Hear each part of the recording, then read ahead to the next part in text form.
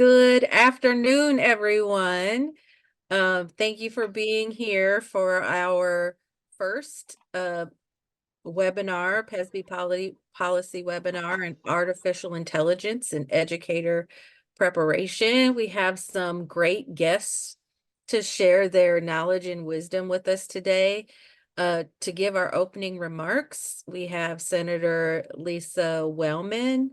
Senator Wellman has started her career as an educator and then moved into being a systems analyst and programmer for Apple, where she quickly climbed that career ladder and has been making waves since then. She's also the chair of the Senate's Early Learning Committee.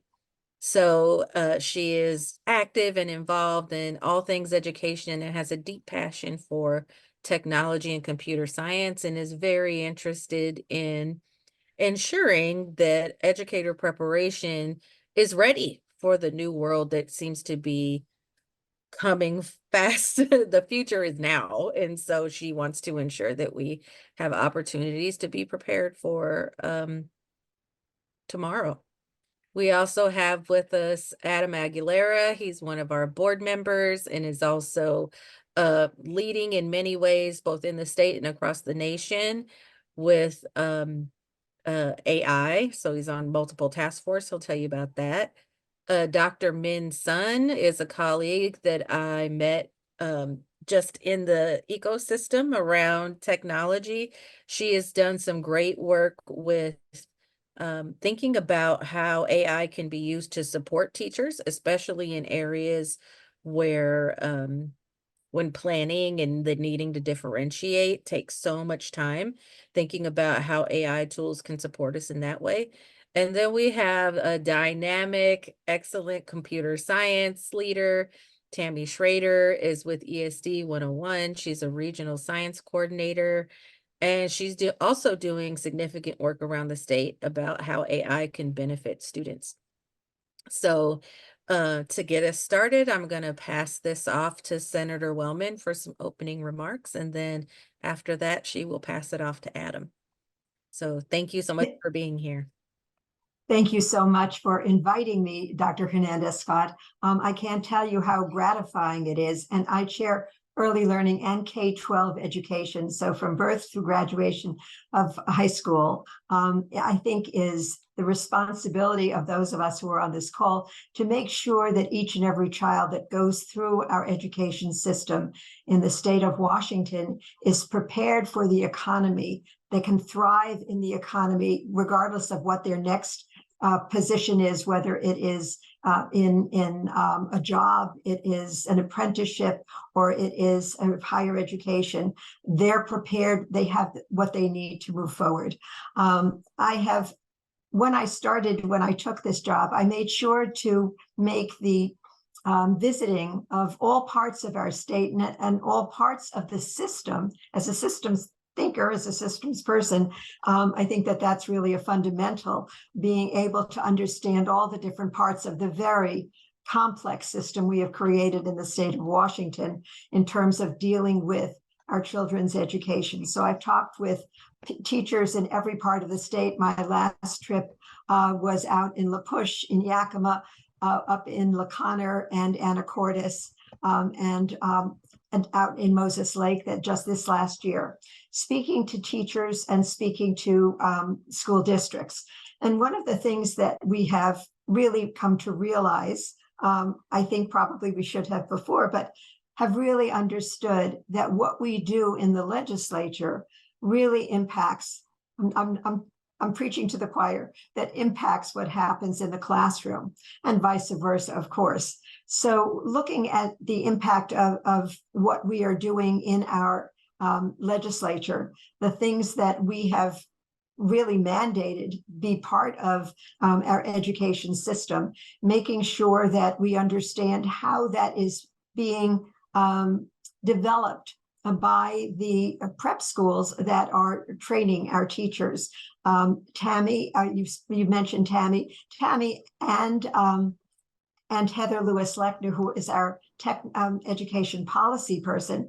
We were in Finland last year, And one of the things that we really realized in Finland that I found very, very exciting was that they have a very close relationship with Hamp University.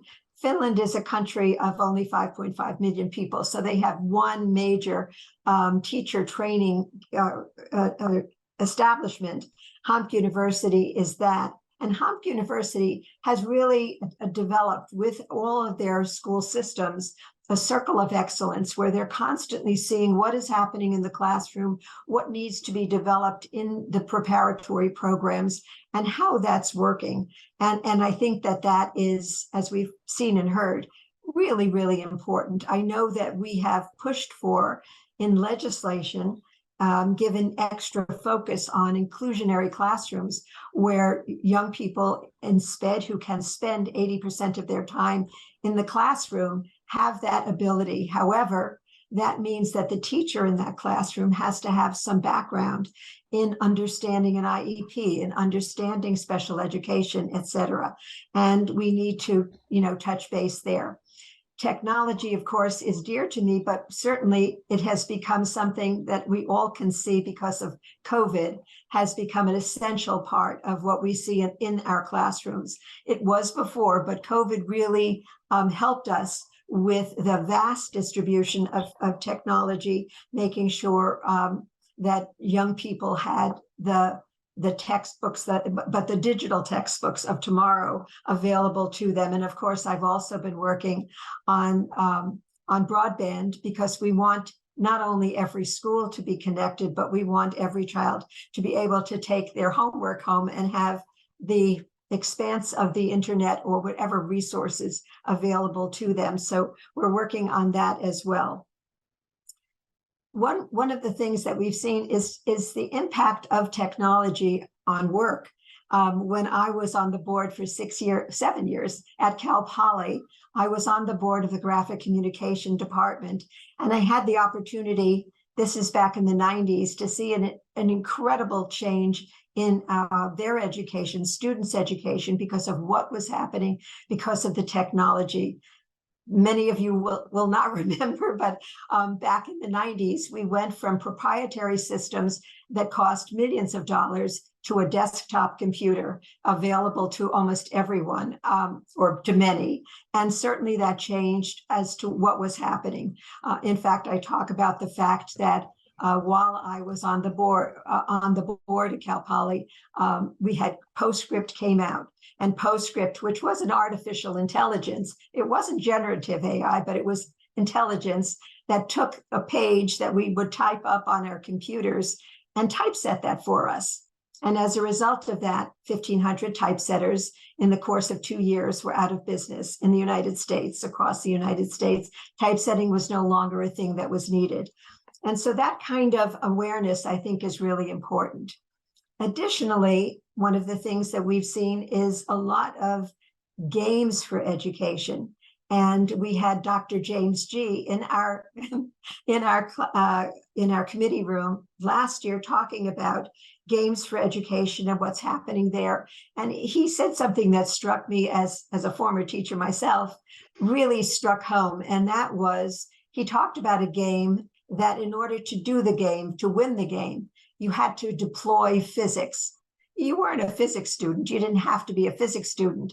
But when you eventually would take physics or learn about physics, you had felt what physics was. You related to it. You were engaged by the game. And I think we're seeing more and more games that really are saying that to us. So right now, and especially because I was a week in Las Vegas at the code.org conference and learning about what is happening nationwide with AI. We call it AI, but we're also speaking, I think we're speaking about this today, not because we've had AI for many, many years. That's artificial intelligence. But now with generative AI, we have that interface that enables so many of us to interact with AI, interact with that information in ways that we never could before. The information was there, but we didn't have a way to reach in and grab it out. And now that we do. So augmented augmented reality is going to be something that's important. And AI is definitely going to be something that we're going to be talking about, not only in the legislature, because right now, recently you may have seen the news reports that Europe, the EU, has gotten together and created a whole set of rules around AI that will be used across Europe. I expect that you're going to see things like that happening in the United States as well. But I think here today we're going to talk about what is happening because of AI in the classroom specifically, our need to have teachers, students, the entire system really understand what it is and what's available because of AI, but also making sure that teachers feel comfortable and also learn about all the assistance that is being given by having various rote tasks that take up a great deal of teacher time and teacher prep time, tasks that enable the teachers to get their work done more easily, especially the grunt work, where we can have generative AI helping us there, but also supporting their teaching in the classroom. And we've also seen even some wonderful applications for social emotional supports as well for students to engage.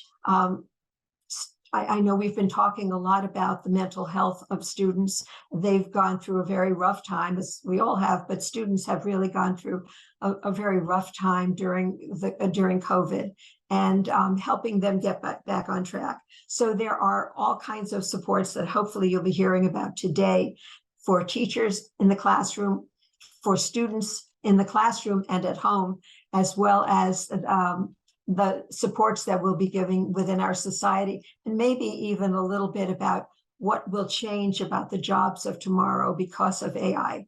So I couldn't be happier, Dr. Hernandez-Scott, that you have created this webinar or seminar for this purpose. I think that it's spot on, and I'm very excited that we're going to be talking about it today. So thank you so much.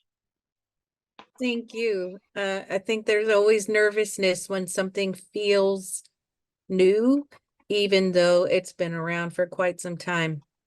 And there's always the danger that people will either jump in without having thought about it or resist it because it's unfamiliar. And so we're trying to identify what are the best ways that this might impact educator preparation and what might we need to be thinking about right now for the future. So thank you for giving us your time. I know you are so busy. Session's about to begin. Yeah. Yeah. And now we're going to move on to Adam, our board member, to talk about what is AI. And then we're going to hear from Min Sun and then from Tammie. So I will pass it over to Adam. Thank you, Senator Wellman.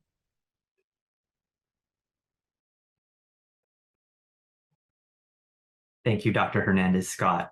And I would also like to thank State Senator Wellman for your opening remarks and to acknowledge this moment that we are all in that is historic. I believe that this is one of the very first convenings of stakeholders and leaders in Washington State around AI in education.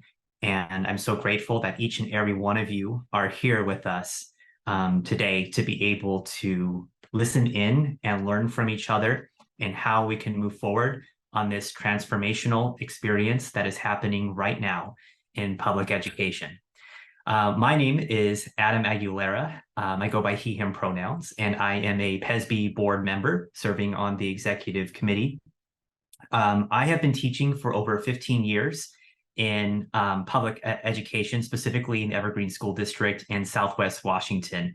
I am currently serving as the Washington Education Association's AI Task Force Chair, and I'm also a member of the National Education Association's AI Task Force, and am recently grateful for the opportunity to be involved in OSPI's AI Advisory Committee, which is also meeting monthly as well. And the objective of my portion of the presentation today around, what is AI, is to demystify artificial intelligence and explore its growing role in education. Next slide. I'm also a national board certified teacher, and I just got the news that I've been able to maintain my certification. So 5 more years of national board certification. And I hope folks in this room who are also national board certified also receive good news if you were maintaining your certification as well. Next slide. So I would like to start with there's a lot of questions around artificial intelligence and what it is. And so I would like to kind of frame this conversation today around the definition of artificial intelligence from an education perspective. And I've been kind of mulling around different types of definitions.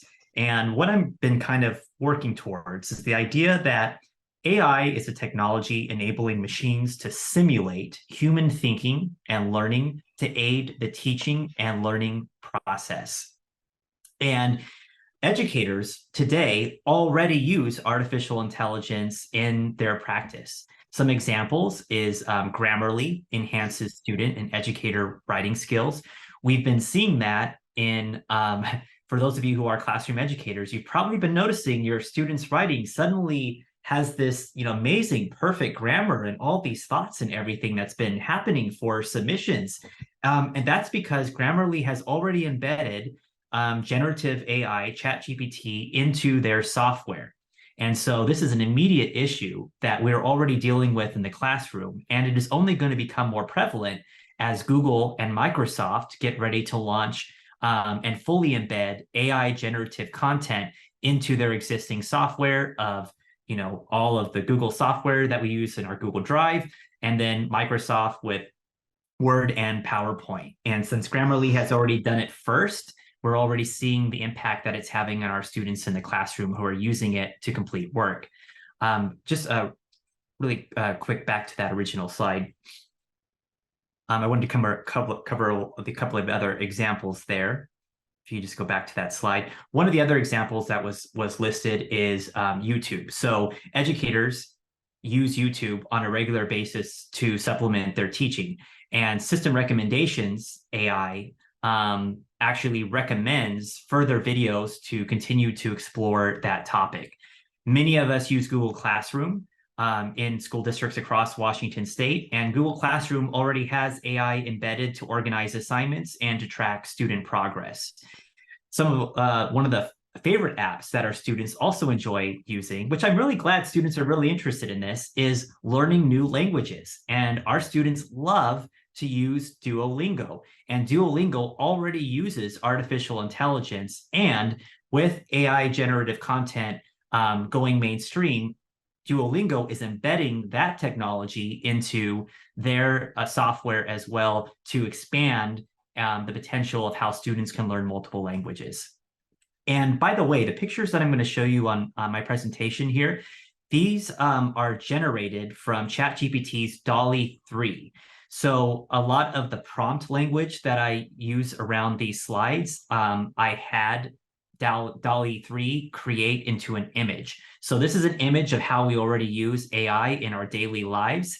It might seem like a little clunky and strange, but you may also notice some very specific truths on how you and I use AI in our everyday practices, whether it's on our like Apple Watches, for example, or system recommendations on our phones. There's just even how we use it with like smart appliances, stoves, refrigerators, controlling our lighting. All of these things have elements of artificial intelligence embedded into it. It's just a different type of AI. Next slide. So how is AI changing now? Well, what has kind of shifted our paradigm and how we're seeing artificial intelligence is the introduction of large language models.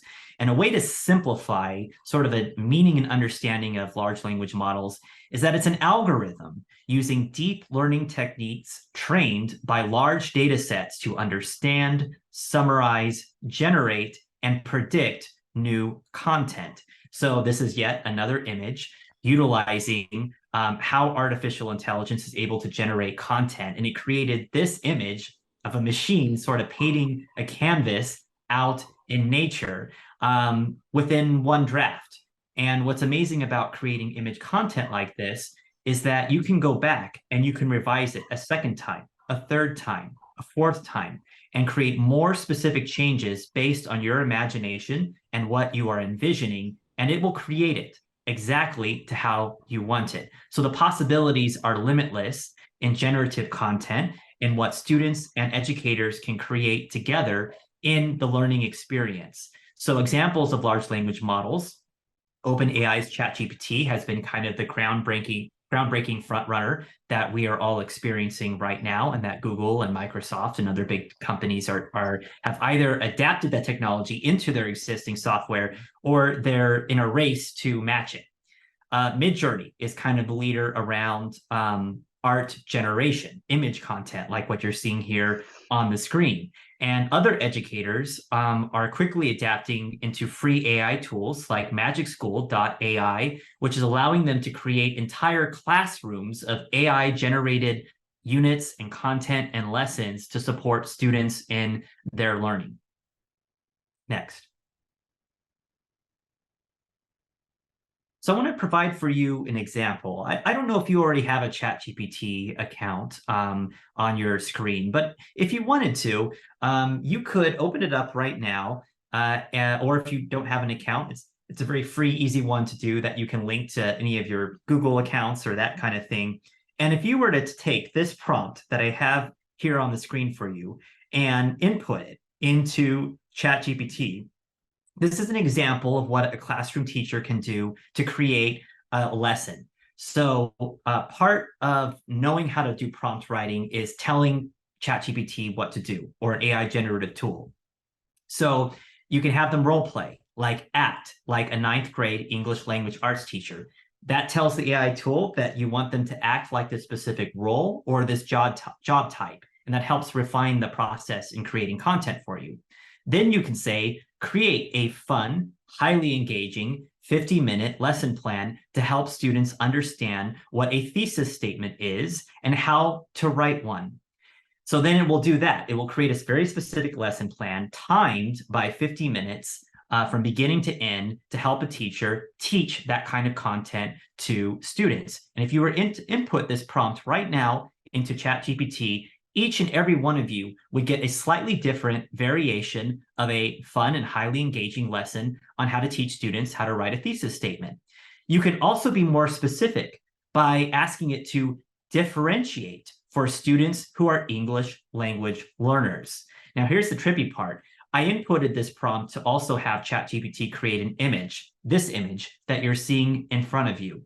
In one draft, and within seconds, it was able to create this amazing image of a teacher teaching thesis statements to their students. And one of the things that really surprised me was if you look down on the ground, it even mentions ELL, English language learners. There's an intuitiveness in content creation that this technology is already able to do that is mind-blowing. And it's only going to keep improving and getting better from here, where if you can imagine it, it will create it. Think about the power that that holds for students and for educators. And it's not just limited to images. I'd like us to go ahead and pull up this video link that I have here. This is from a YouTube channel that creates video generative AI content.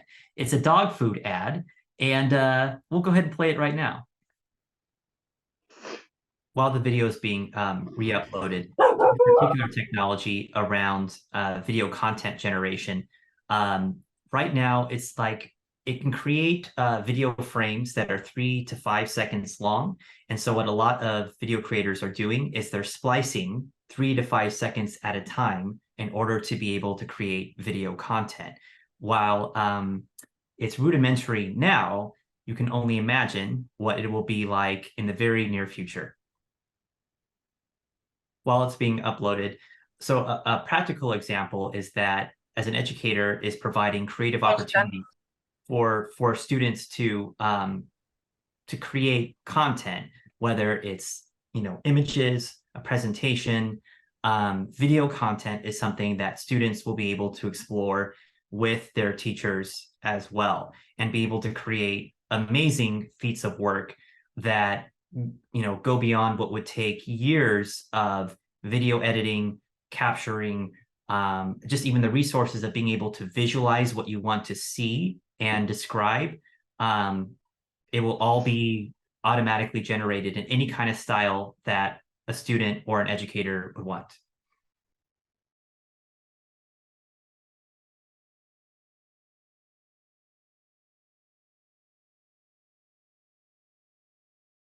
I'll recreate the punchline there at the end, since we had sound technicality there. So you saw the video recordings of different splicings of the dog images, correct? And at the very end, like, saw all these dogs working these jobs, right? And no people. And at the end, you saw all the people and then the big bowl of dog food, right? So it's very calm, like phones, all that in the background with the dogs. And then bam, it says, IAMS. So good, you'll trade your job with your dog to have it. And it's just this like random surprise that's there at the end. There's just limitless possibilities in how students can express themselves and create really funny, amusing, creative forms of expressing what they've learned, a particular lesson or a unit that they can share with their classroom and with the educators as well. And then the next slide after that. Thank you. Now, there are some challenges to where we're currently at with AI generative content in public education. If we want to go back just one slide there.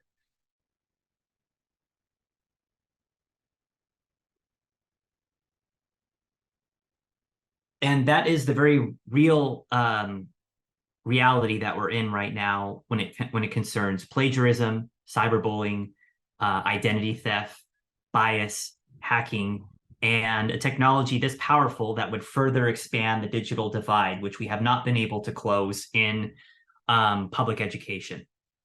And so I'll mention that I've had, a few students at this point that have tried to use AI generative content through ChatGPT or through Grammarly to try to turn in work to me this year and last year.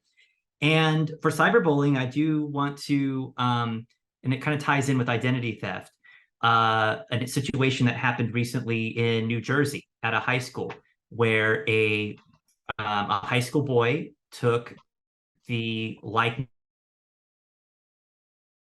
in the school and then created nude pornographic content out of their likeness and began to share it with other boys at the school, which created an incredibly harmful situation that happened at that school. And unfortunately, the school district did not know how to handle the situation, how to hold the boy accountable.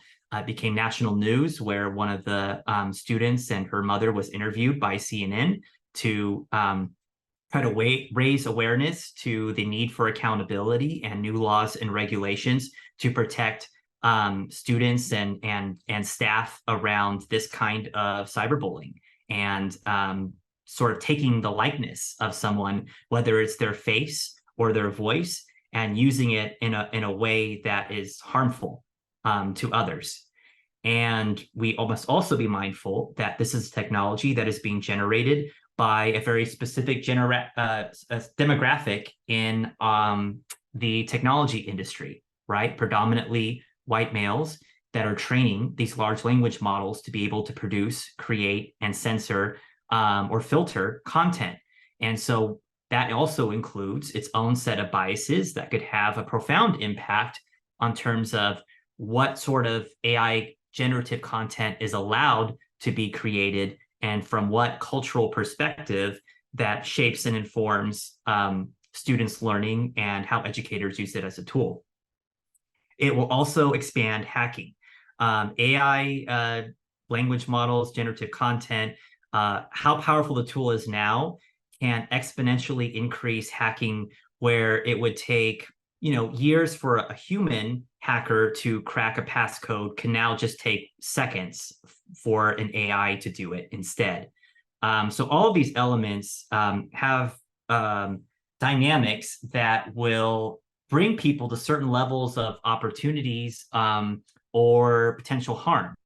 And all of that factors into the digital divide, which is a very clear issue that we need to address in public education. And perhaps there is an opportunity in AI to actually help us reduce the digital divide, because it does sort of level the playing field where everyone has access to these powerful tools in terms of expanding their learning, their education, the opportunities in their future life. Next slide.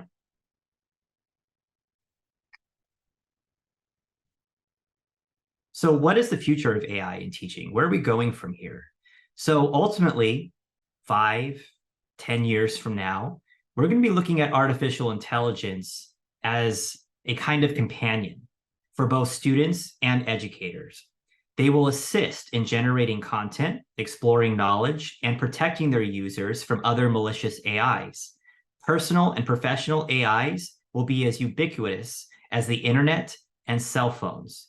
Everyone will need to have AI as a part of their life. Just like the internet is indispensable to pretty much all of us in our own lives, the same can be said around AI and where this is all going. They will be like companions on our shoulders that are talking to us, and we are talking to it on a daily basis. And that is just the reality of where it's going to go, especially when robotics begins to integrate into AI, which companies like Boston Dynamics is already doing. So in terms of its applications in the future, in the very near future and beyond, we are looking at AI being used for assisting educators for lesson planning, rubric creation, assessing student work, content creation, executing actions on your behalf, tutoring of students, mentoring of educators, facilitating to support educators and trainers in whatever they're providing in professional development, co-teaching, where we can see teachers co-teaching with AIs in the classroom, the simplification of administrative tasks, reducing workload for everybody, taking away a lot of the cumbersome work that we all have to do every day and reducing it to a fraction of the time. Classroom management, in AI being able to assist teachers in the classroom to help make sure that students are focused and getting the support that they need. Counseling, as State Senator Wellman already mentioned, there are a lot of practical applications that are already being developed to be able to provide social emotional learning support for students and staff. And very easily, AI can also serve as an IEP team member, empowering students, for example, to be able to help them craft their own IEPs and empowering them to be an advocate in their own education with the adults who are also part of the IEP team to support that student. The possibilities are limitless in how AI will transform public education, where all of us will be utilizing it as a companion resource, as a voice that we will hear and talk to and exchange ideas back and forth on how we can empower student learning and support educators in the classroom in the midst of all of these challenging dynamics that we're working with right now in the classroom. So I'd like to leave you with just this one image to think about when we're thinking of the future of AI in teaching. Next. What you're seeing here is not so far off in what the reality will be in our future. We may not have a giant holographic robot in front of the classroom, but we could have something on a projector screen that is also on the screens that the students are looking at on their one-on-one devices, that is able to multitask and talk to our individual students and also co-teach with the teacher and being able to provide instructions to tutor, to mentor everyone in the classroom dynamic, where an AI and that comforting voice and personality that is trained to be is an indispensable part and being in the classroom.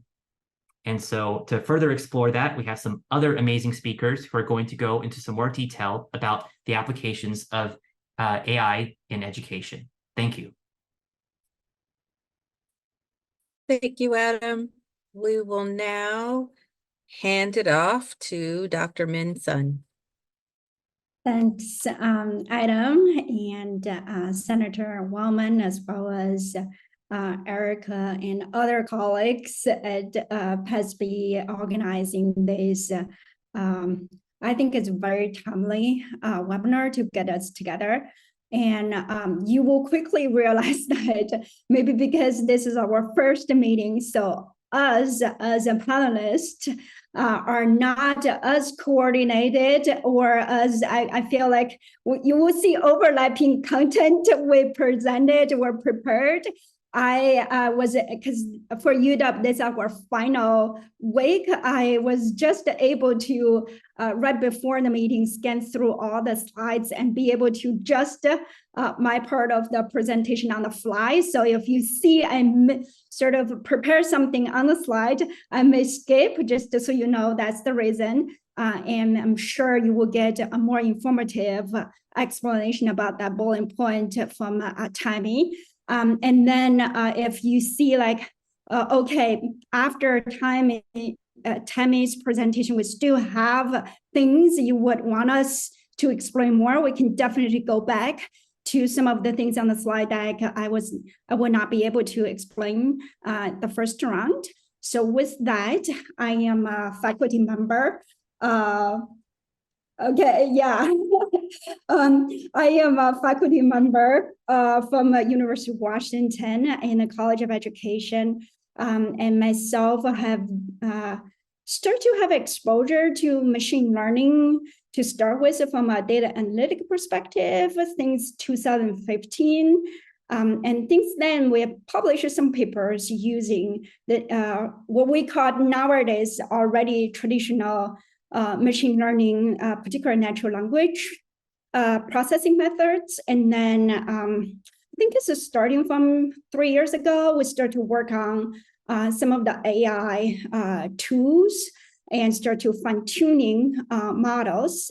And then as soon as ChatGPT or OpenAI made their OPI public available, we're able to utilize the API to fine-tune large language models. We start that process, as Erica introduced at the very beginning. A lot of my team's work focuses on fine-tuning models for mathematical lesson materials. And then since then, a group of researchers, including myself at UW, as well as from other institutions nationwide, organize us together to amplify learn.ai. If you just Google us, amplify learn as one word .ai, you will be able to locate us right away. And there we post 4 strands of work. One is primary with regard to, thank you, Erica. One is a whole lot related to sort of algorithm training research about AI. And the other aspect is about Colleague platform, which is a lesson planning platform for math teachers at this moment. We're trying to basically deploy our own fine-tuned algorithm and some other machine learning models to facilitate teachers' lesson planning. It's not publicly available yet. We are still in the process of doing it. And the other is we're doing with regard to training data science method in education research and education product development. And the last aspect is we're really trying to engage, plug ourselves in the conversation, just like today, to understand Washington educators' needs and how we may better contribute to whatever higher ed institution in the state of Washington can offer. And as all the speakers today, as well as the host mentioned, that is a very important initiative. We are just in the process of all jumping, learning, and trying to figure this out. Whatever way as educators can contribute to the conversation, we love to get your feedback on those. As well. So with that as an introduction, I will be brief in terms of my 15 minutes allocation.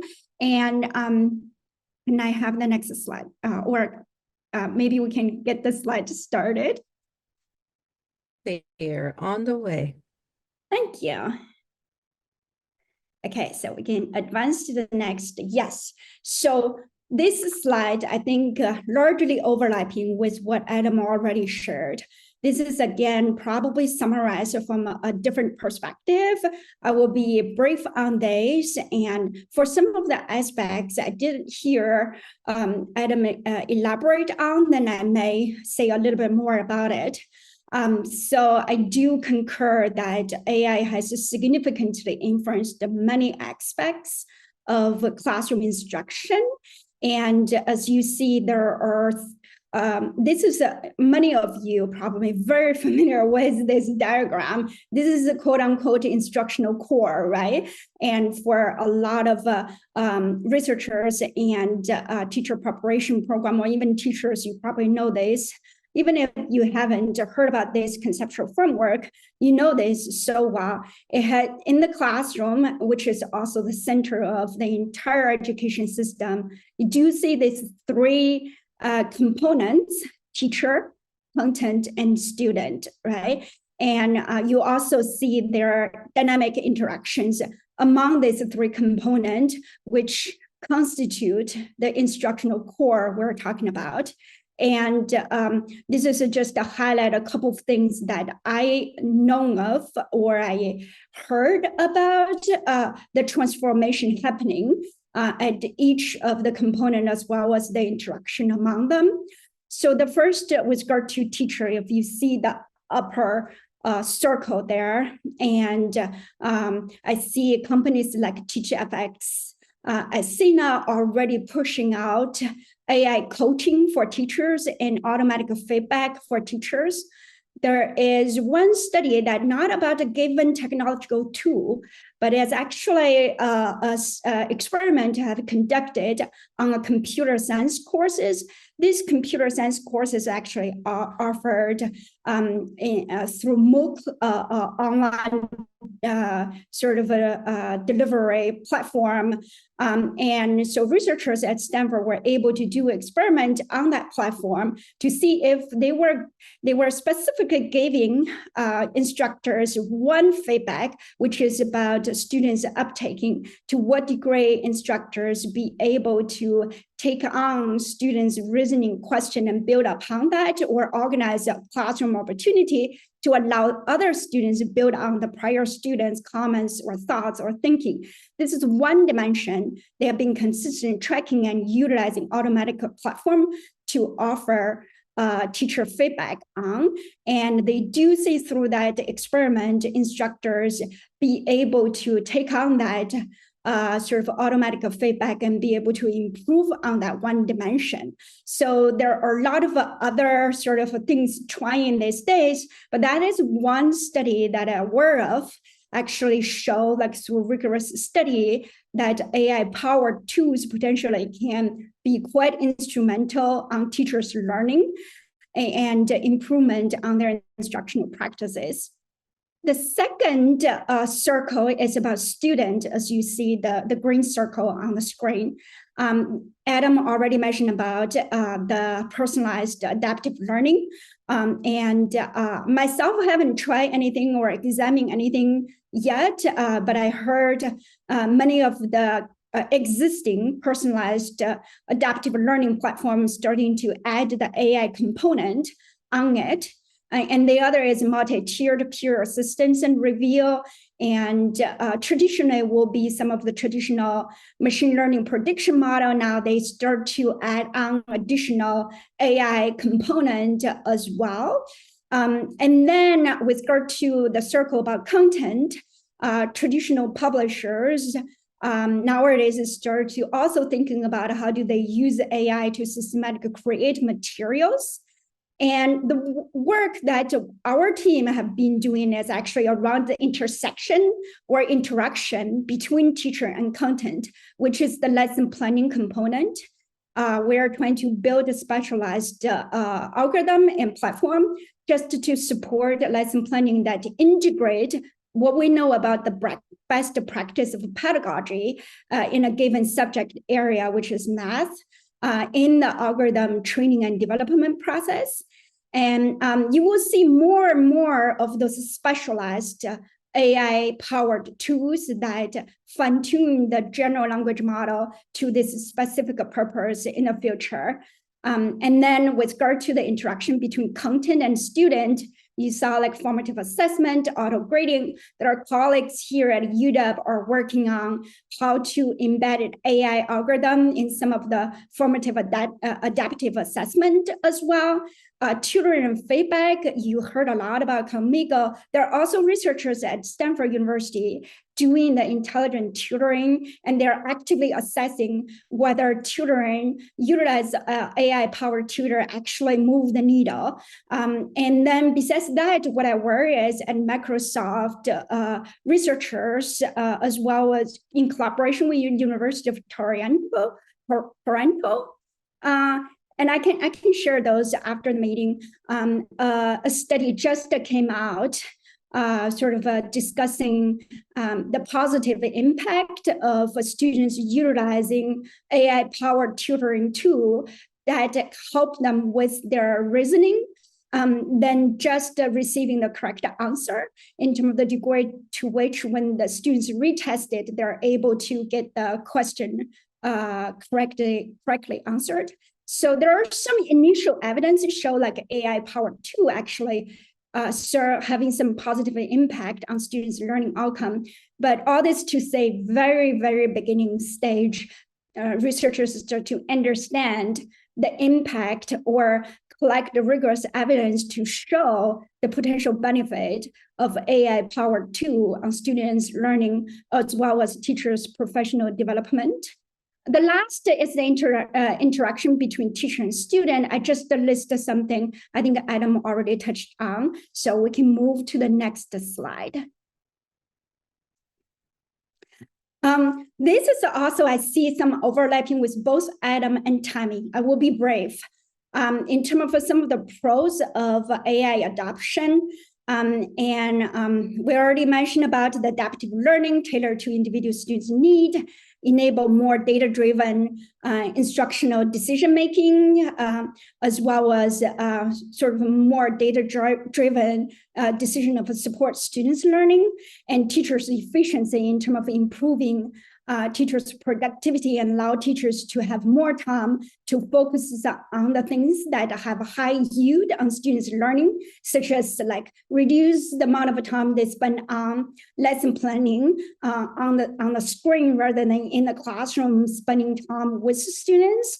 That is one very promising area of increasing teachers' efficiency, administrative efficiency, and Tammie is more administrator than myself. I will leave this component if she touch on this point. Maybe to the next slide, please. About the cons and ethical considerations, there are a number of aspects of and already touched on or will be touched on about the privacy, security. What I wanted to emphasize is from a researcher perspective, many of those issues like researchers or technology providers can think about those issues ahead of time or built into their algorithm training process. One thing is with regard to like data privacy as well as algorithm bias, right? And when we're training algorithm or fine-tuning algorithm, particularly for us, we don't have the resources to train a model. We're doing all sort of fine-tuning, and we still doing many of the supervised learning. That's in the sense that we still need human coded data to begin with, to instruction fine-tuning large language models such as GPT-4 or GPT 3.5 or Llama 2. And then, so all these need sort of a human input in, and we have to be really diligent on getting our input data to be representative of the students population or teacher population we serve in order to address some of the algorithm bias later on down the road. Our data need to be accurate for sure. That's a huge factor. And then we need a human to consistently and have their input later on once we train the algorithm to see if the algorithm generates accurate result, if it's responsible to the issue they query about, they're interesting, whether that's helpful to them in terms of the information the algorithm generate. So we still need a lot of human input. When we sort of collect those human input, researchers and other tech providers need to pay much attention on in terms of whether you recruit a human sort of a human judge that represent the intended population, whether they're able to teach the AI in a way that consistent with our education values, right? That is another critical component that human can be proactive of addressing many of the algorithm bias issues. And then last but not least is once the AI generated information, it's still up to human, at least at this moment. When it comes to sort of AGI, which is artificial general intelligence, that will be, I may change what I'm saying today, but at this stage, as far as I know, it still need a human to take action based on the result the AI generated. And what information to take on, what information you don't take on as a human, and then based on the analysis result, then what will be your next action? It's still need a human to interpret, respond to the information the AI generated. So again, I wanted to emphasize the human element here and how human can actually mitigate some of the bias or concerns we have. And next slide, please. And here I just list out a couple of bullet points. And as you can see that my thinking so far is very preliminary. I'm sure like during our discussion later today, we'll get more thoughtful thinking about implication for teacher preparation. And one thing I wanted to emphasize, again, my comments right now is based on the current technology development is and sort of echo Adam's point that AI is aimed to be a tool that augment teachers' capacity rather than replacing their creativity, judgment, and professionalism. And this still needs a substantial input from educators, teachers, and is not to replace or substitute the most important aspect of their job, which is how creative they are and how professionally trained they are to make all these education decisions. They are still the one, they still have the agency to do so. And which to another sort of point in terms of future teacher education, as well as more broadly, how do we give teachers sufficient knowledge so that they can understand AI and have a critical thinking about AI's capability and know what they can do and how do they efficiently utilizing AI as a tool to assist their work. And the other thing is, I think Erica mentioned it so well, like you don't want to jump into utilizing AI without any critical thinking. And you don't also want to over rely on this technology. And we still, again, wanted to iterate, this is more than ever important is we need humans' judgment at this moment. On the other hand, you don't want to people who don't understand it and then resist it to the degree that I feel like maybe in the future, this is, I'm also going to tap that. If I have time, I will post it in the chat. One of the key contributor of ChatGPT development, engineer who mentioned that and AI-powered tool in the near future going to become an operation system, just like a Windows or iOS.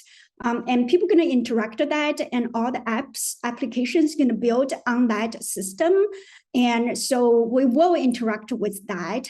And so we do want our teacher to be on top of this, in front of this trend. At the same time, watch out over-reliance on technology. I think that's the end of my slide. I will pass the mic either back to Eric or to Tammie. Thank you, Dr. Sun, for giving us a lot to think about when it comes to research and how to determine how to use AI well in the preparation of educators and of supporting student learning. We're now going to hand it off to Tammie Schrader, who's going to talk to more about like the benefits of AI and how children and youth might also be better off as a result of our considerations of AI. And Tammie, after you provide all of your wonderful ideas and resources, we will hand it off to Koray, Dr. Koray Lynx, who is our PESB staff member who will facilitate your discussion. Thank you, Wonderful. Tammie. Thank you. Thank you, Dr. Hernandez-Scott. Hi, all. I'm Tammie Schrader. So I work at ESD 101. I am the computer science coordinator. I taught for 15 years in a classroom, 7th grade life science.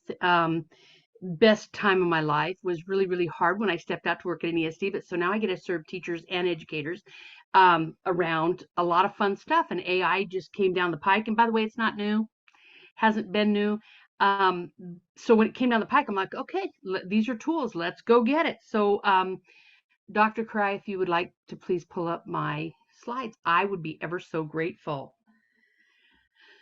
Thank you so much. How can AI be beneficial to education? And by the way, this is more than a 15-minute conversation, but I'm not going more than 15 minutes. So, oh, by the way, I love, is it Kelsey? I love the question in the Q&A that said, did any of you use AI to help with your presentations? Kelsey, I'm not allowed to swear on a webinar, but the answer is heck yes. Why, when you give a tool, why wouldn't you use it to do the work, right? To take some of the stuff you don't like doing, and put it into what you can do. It's just a powerful, powerful tool. Okay, next slide, please. Thank you. Okay, so you can't start in my world without saying, you know, and I'm not a big, you know, we got to memorize the vocabulary person. I was never that teacher, but we learn vocabulary so that we can have communication about it. We all know we're on the same page, right? So AI is defined as the creation of intelligent machines that work and they react like humans. They are not human. And in order for AI to be possible, it must have accesses to information. And like Dr. Min-sun said, somebody puts the data in. It grabs that data from somewhere. And my favorite quote came from Alan Turing, because back in the 1950s, think about the 1950s, you know, we hadn't even put a man on the moon. And we still haven't put a woman on the moon, but I won't go there. But he said, can machines think? You know, what a question, right? Okay, next slide, please. So we're going to talk a little bit about what AI is. And I don't have time to talk about what it really isn't, but next slide, please. And take a look at these.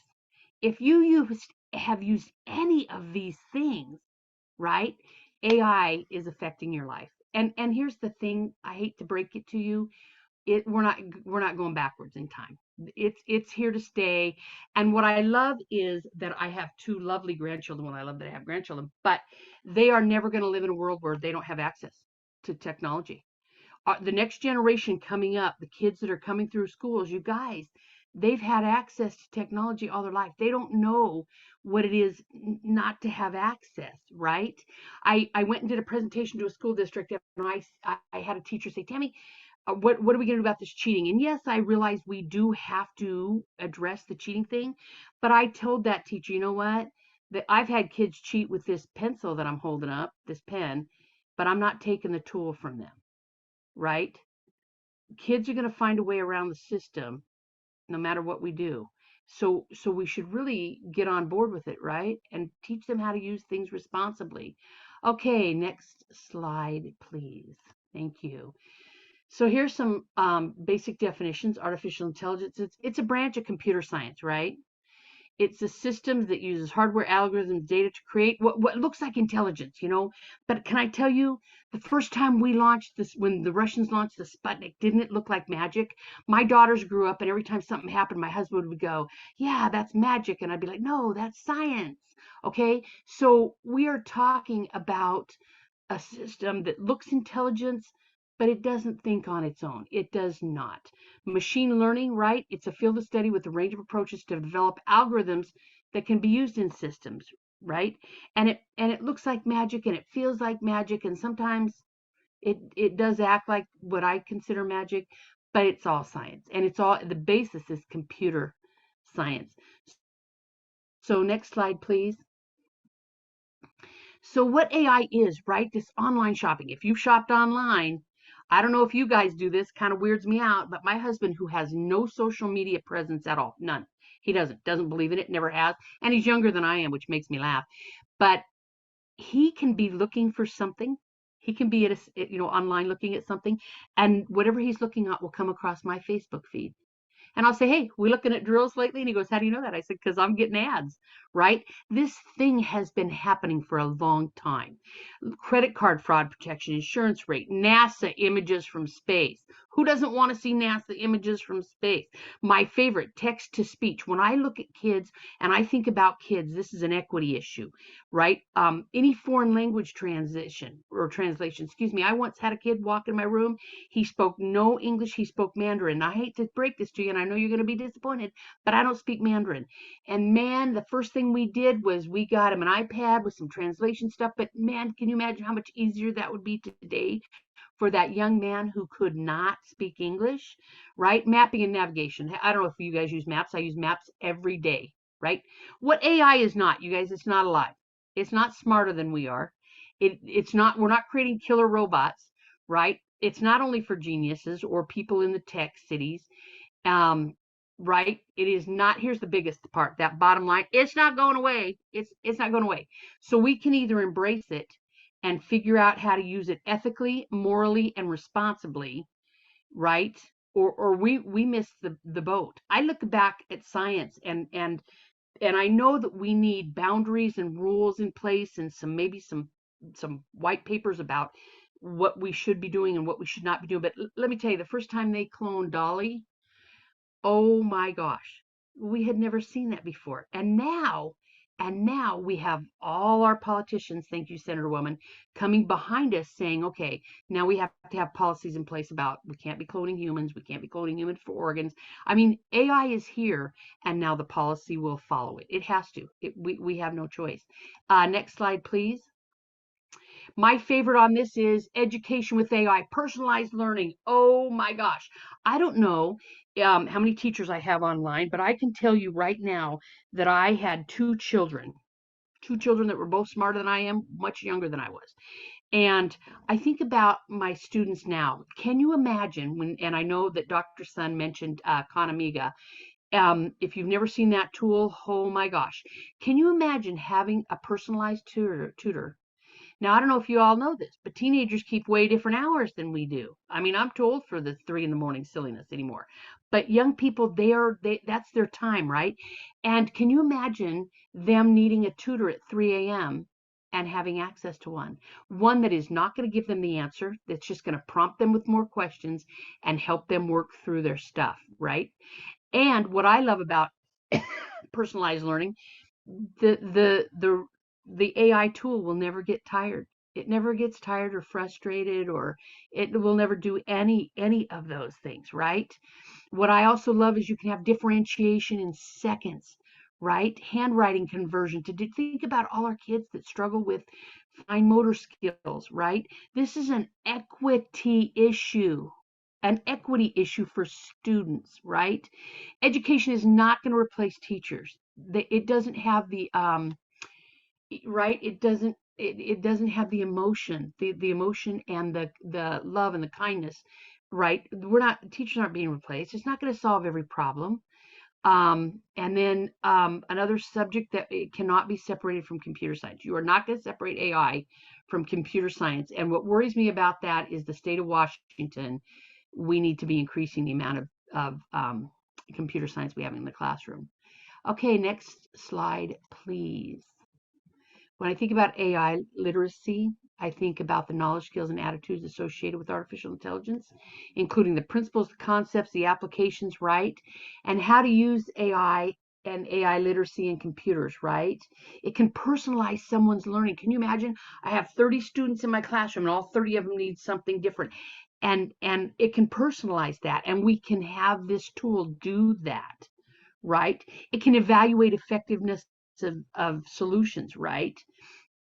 And it analyzes data that, not to be rude, I don't want to take my time to analyze data. I want a machine that can look at it and look for trends and patterns. Okay, next slide, please. All of that is that we don't have enough time. We don't have enough time. I don't have time for all this silliness, right? If we had tools that would just do that ethically and well, wouldn't you use them? Well, of course you would. I adjunct at several universities, and I can tell you, when I showed some of my pre-service teachers, I showed them the AI because I work AI into my pre-service work.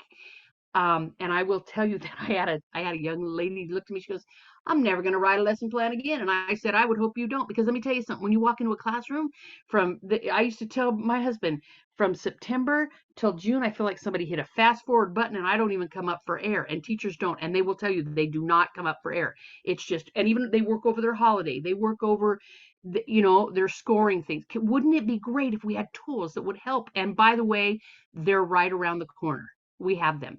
And to Dr. Sun's point, we should not just be taking AI at face value. Nobody is saying that. Critically thinking, by the way, I have found is important in every stage of the game.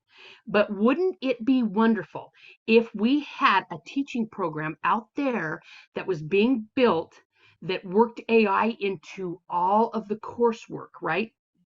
So that pre-service teachers, when they're working with kids, it's already worked in there. And by the way, that's already a reality. If you have not heard, the Washington Education Association is working on a residency program that is first time in the country being done, second to none, and AI is being integrated through the whole thing from point A to the end. And so those teachers, those residents, are getting the use of AI right away. Right? And by the way, this is a special ed residency program, and nobody has more on their plate than special ed teachers. And I know this because I taught math, I taught science, I taught computer science, and I taught special ed. And let me tell you, the paperwork alone is just huge. Okay, next title, please. So I want to talk a little bit about the benefits to students. Could you please show me the next slide? Right? Now, here's a warning. Going back to writing essays only in class, it can hurt struggling learners and doesn't get kids ready for their future. You guys, this is the part that really I think about a lot. I work a lot with industry, and I meet with Google and Microsoft, right? And I think about all of them. Ask me if they're using AI every single day. These students that are in our classrooms now are going to walk out into a universe where everybody is using AI. Why wouldn't they? It would be silly not to. Again, the key is to teach them how to use it responsibly, right? And I go back to a time when somebody once said to me, remember when computers were first coming out and being put in classrooms?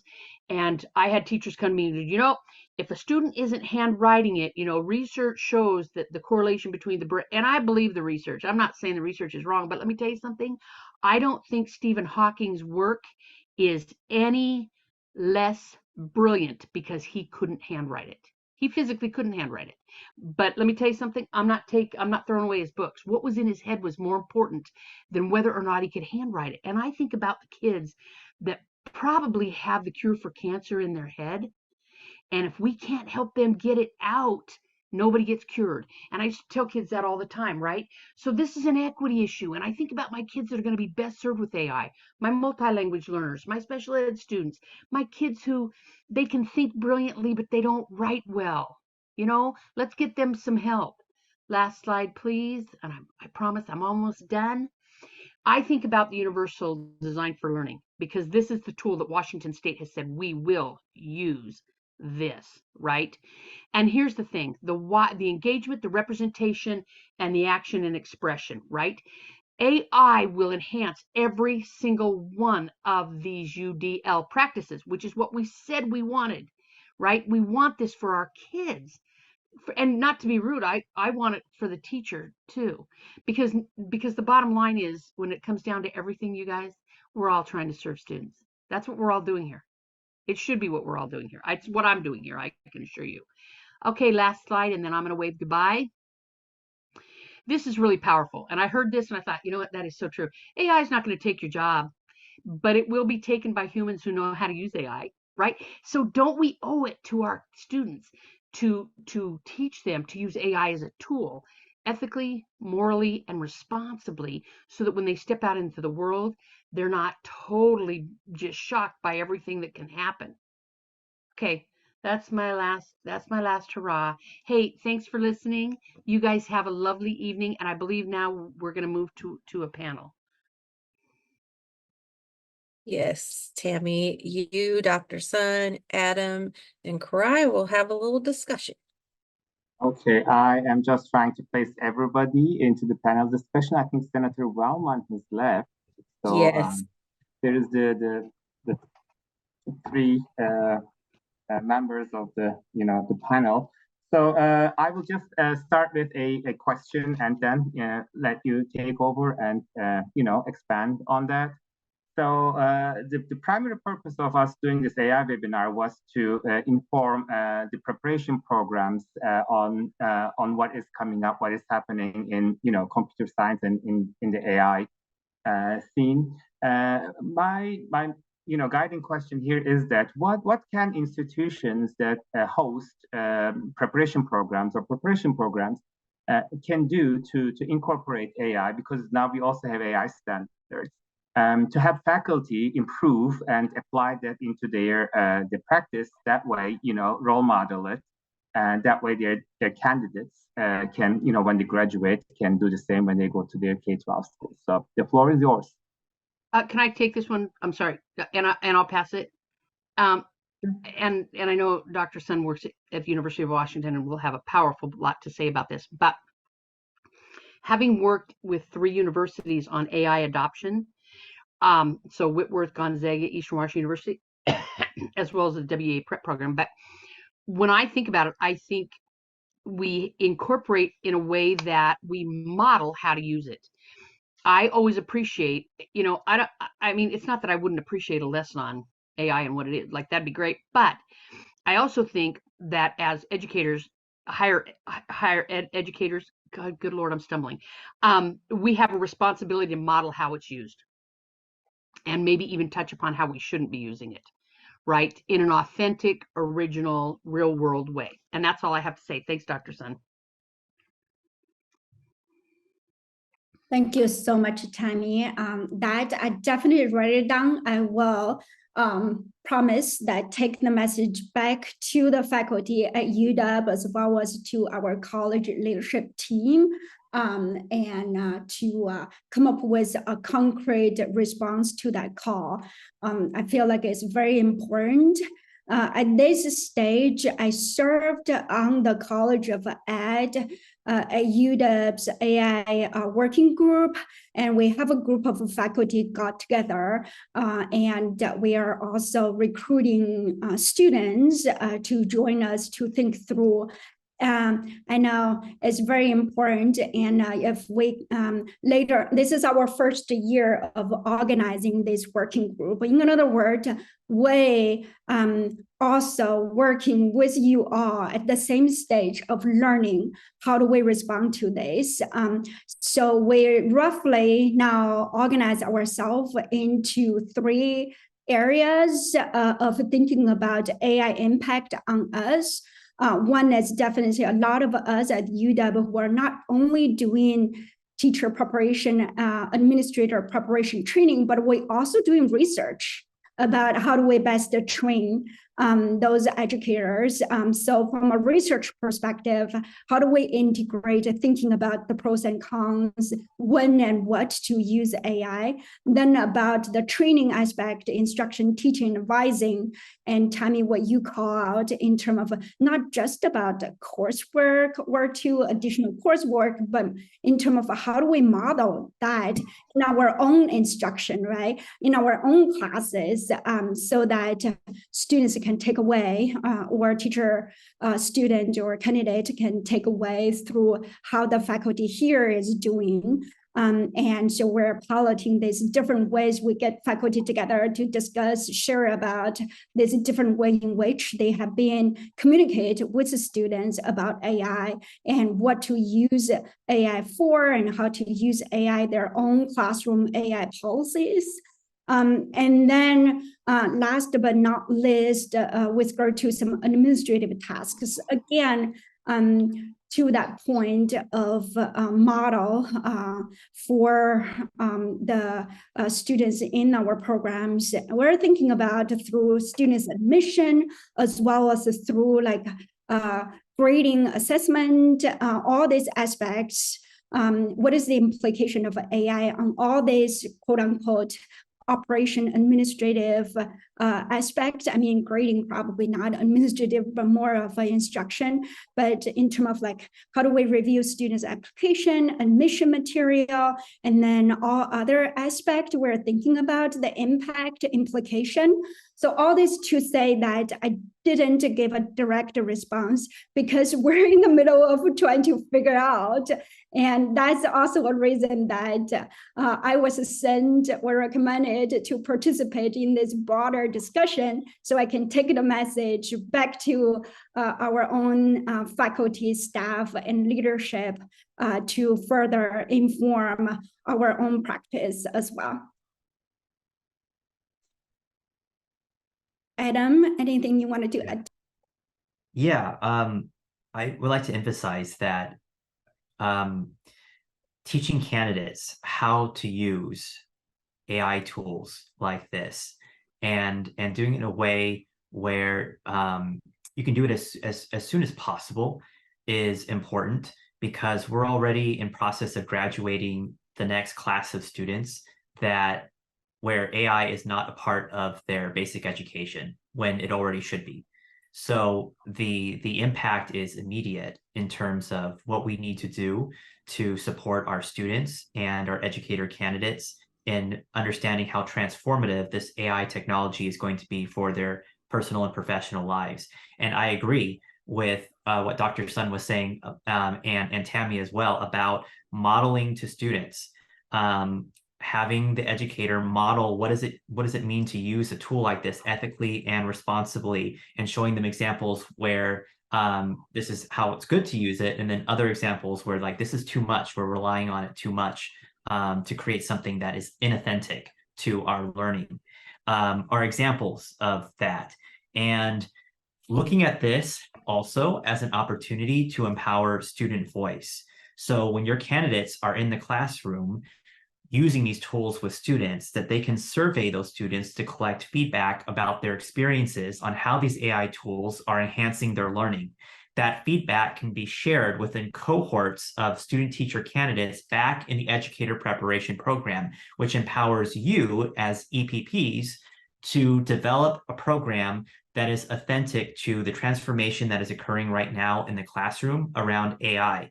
And you'll be way ahead of the curve in where this is all going when you're already embedding into practice educators modeling it to students, collecting feedback from students to create a cycle of review and applicational use of AI being used ethically and responsibly in the classroom for both the students and the educator. And there are some questions from the audience. Margaret Rice has one question, and she's asking, can you share an example of how to teach AI responsibly in regard to the slide on students writing essays?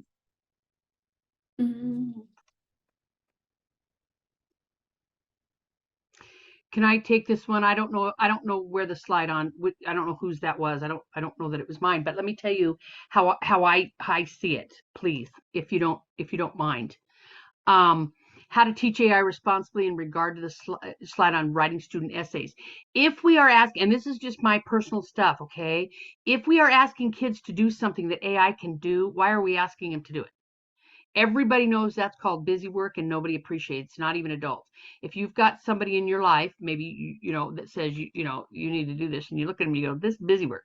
Like, we have enough problems on the planet to solve that AI cannot solve, that we should be leveraging it as a tool. Let me give you a few. Climate science, right? AI is not going to solve climate science. And I'll just tell you, when I was working in a district, when we were talking about cheating and what AI can do and what it can't do. Let me give you an authentic example, because before I became a teacher, actually worked on a NASA project. You may have heard of the space shuttles, that when we were sending them up.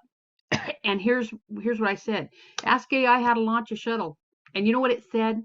You're gonna need a lot of practice. And I had to laugh, because you're not even close to help. Right? We should be asking kids questions that AI cannot answer. Okay, and I thank you. Okay, I would like to move on to another question by Jennifer Eaton Stewart. Can you speak more to the use of AI to support multilingual learners in the junior and high school setting? I can take this one. An example that I've already used in my classroom is instant translations. So when you have multilingual students where they might be at a basic level in learning the English language, the teacher, through ChatGPT voice chat, for example, can ask to translate in that exact language. In the case I was using was Russian to my student, and everything I said, it was able to translate in a voiceover back to my student, and she instantly understood me. And we were able to have a back and forth in communicating and understanding each other. That did not exist before. And it is truly transformational that even if I'm an English only speaker educator, that I can now communicate within seconds to any language that comes to my classroom with my student population. And that's empowering. So when it comes to multilingual learners also being supported, the ability to translate even in writing back and forth is profound. Accessibility is a major factor in how AI is going to transform education. We have had an under-resourced, understaffed system for so long, where we've never had enough of the people power to truly provide enough individualized connections and learning experiences with students. We now have AI tools that can not replace, but assist the human adults in the system to provide more supports and tutoring and mentoring to students in a way that has never been seen before. And that is empowering in what it can do around equity and being able to reduce those divides, reduce those gaps that our multilingual students are experiencing, that our special education students are experiencing, where now the educational experience in the classroom is more accessible for them because they have an advocate and a companion that they can talk to, and it can talk back to them and be a bridge of language between them and the teacher.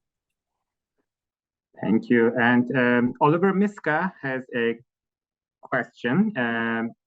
Thank you, panelists, for your presentation. Senator Wellman brought up the effective relationship between teacher prep programs, the legislator, and community stakeholders in Sweden. AI inclusive policy is but one of the many reforms. Different stakeholders are calling for education reform.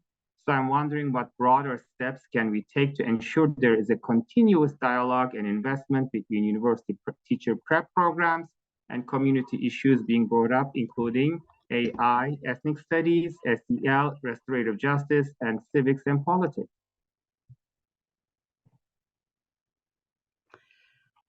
Can I speak to this, having sat in, and I think it was Finland, having sat in Finland with the senator when we went, and we got to visit schools, we got to talk. And you know what? I just have one huge R word, and it's called relationships. You build relationships with your prep programs. You build trust. And by the way, in Finland, every single time somebody started talking, the word trust came up, and it was powerful. Like, I don't know if you know this, but teachers don't get evaluated in Finland. And I said, the principal, ever? And she's like, no, we don't. Why would we take our time? We trust the teachers know what they're doing. And the kids had these spaces where they could just go and hang out. And I said, you just let them hang out there? And they're like, yeah, we trust them, because the minute we can't trust them, right, privilege gets taken. But I just can't even stress the word trust and relationships enough. We need to have everybody at the table, because everybody has input. And I would like to also say, I love all the stakeholders that were listed, but I would also put students in there. Why aren't students sitting at every table there is to give input about what serves them best and how we can best serve them? I've never understood that. And then I'm going to stop and pass the torch. I will be very. Oh, Koray, feel free to. No, I was moving on to another question. Feel free to contribute, Dr. Minson. I apologize for the interruption.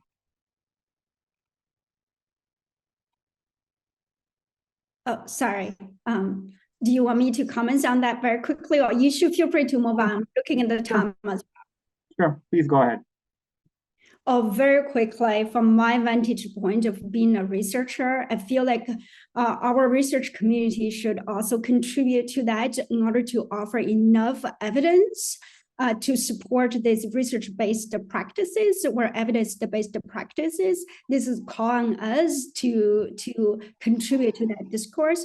I'm also had some interaction with legislators at the federal and primary at the federal level, as well as with some of the funders. And I know both private and federal funders are getting together as well to beef up the investment in the R&D, as well as capacity building aspect of educators as well. So there are conversations going on at this moment for sure. Thank you, Dr. Minson. It is 5 p.m. At this point, I want to turn to Dr. Erica Hernandez-Scott and ask for advice. Shall we call it a day or move on with the remaining questions? I think we can ask our experts and advocates here to leave us with some parting thoughts. This was the beginning of a conversation, and we have computer science experts, we have researchers, we have classroom people, we had legislators, and I think that is the key, is like that we get into the same space and we begin working things out, because there is no one right way to accomplish this, but it's clear that it's something that we can either decide together how to move forward with this in our profession, or someone else can decide, but it's gonna happen one way or the other. So we're fortunate that we can be productive in how we choose to take this work up and how we want to make it accessible for everyone, because there are no silver bullets in education. So that being said, what parting words do you have for us? And while you take a second to gather, Koray, could you put the link to the slide deck in the chat so folks who are still on can take a look at those slides? Tammie had some great resources and things on there. And I will pass it to you all to have the final words.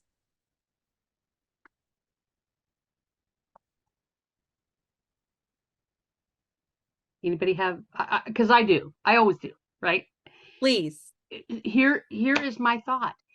And I heard this saying once, so it doesn't belong to me. Sorry. The world is run by the people who show up. So my advice to everybody, show up, right? If you think that I like not to be rude, and I don't want to talk to my colleagues here, but I am not the end all be. I just know it's a tool, and I'm just out there trying to implement it for my teachers and my students. And here's the thing. I once took 45 minutes to hook up a projector because I was so over my head. And I got a standing ovation from a bunch of 7th graders when I finally figured it out, right? So my point is, AI isn't, it's not like I woke up one day and was like, oh, I totally understand this. The world is run by the people who show up. Show up, learn as much as you can while you can, right? And by the way, there are so many tools out there right now, and I know it's overwhelming, but start with one. Start with one. Okay, that's all I got. Thanks.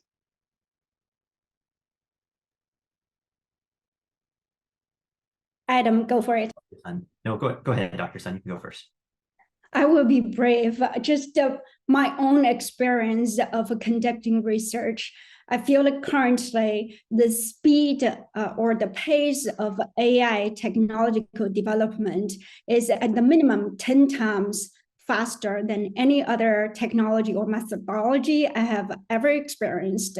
So the pace is going to be fast, and it's up to us to think critically as well, despite the fast pace, to think about how do we respond to this.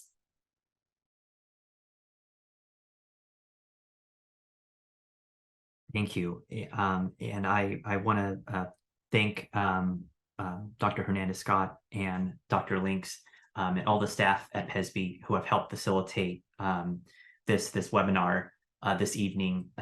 That I really appreciate all of you who are here as well to kind of represent part of this historic moment of us coming together around this. And I appreciate Dr. Sun and Tammie's insights into where we're moving forward.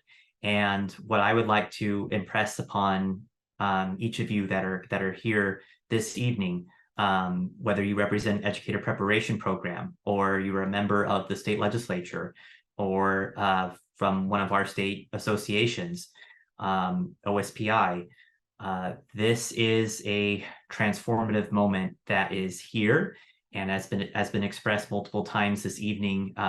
There's no reversing it. There's no going back from here. This is a change that we're going to see, like the internet changed the classroom and schools. And so you have this unique opportunity to help shape these educator preparation programs that are going to be with it in terms of how AI tools are now a part of every student's basic education. And while there are challenges to figure out in laws and regulations, the opportunities in special education and accessibility alone are momentous, where we will have students who have been nonverbal that will now be able to articulate themselves in a way that they've never been able to do before. That is going to empower their own voice, the direction of where their education is going to go to advance themselves. And we are going to hear from students that we have never heard from before. We are going to see talent unleashed with our students and our educators that is going to awe us, that is going to shake the foundations of what we perceive learning to be. And the easiest way to figure it out and get there is to empower our student voices, to have EPP programs that embed AI that empower student voices, that there's a continuous survey feedback loop of review and application of AI tools from the students to the teacher candidate back to the EPP, the Educator Preparation Program. And you will be amazed at the data that you discover and find, and what opportunities it's going to open up for your EPPs and, for the colleges and universities that you represent, and the grant programs that are out there that are going to be looking for who is leading an AI in education. And Washington State is poised to be the national leader in AI integration of in public education. So it's truly an exciting time to be an educator and to be involved in this work as a stakeholder. Thank you, Adam. And I also want to, I appreciate you giving a shout out to Dr. Koray Lynx. He really took the lead in organizing and preparing for this webinar. So grateful to have his support and the support of his team who provided guidance along the way. So please have a wonderful evening, and there's more to come. We will send out the slides with the video link once we have the webinar captioned and ready to go. So have a good evening, everyone. Thank you.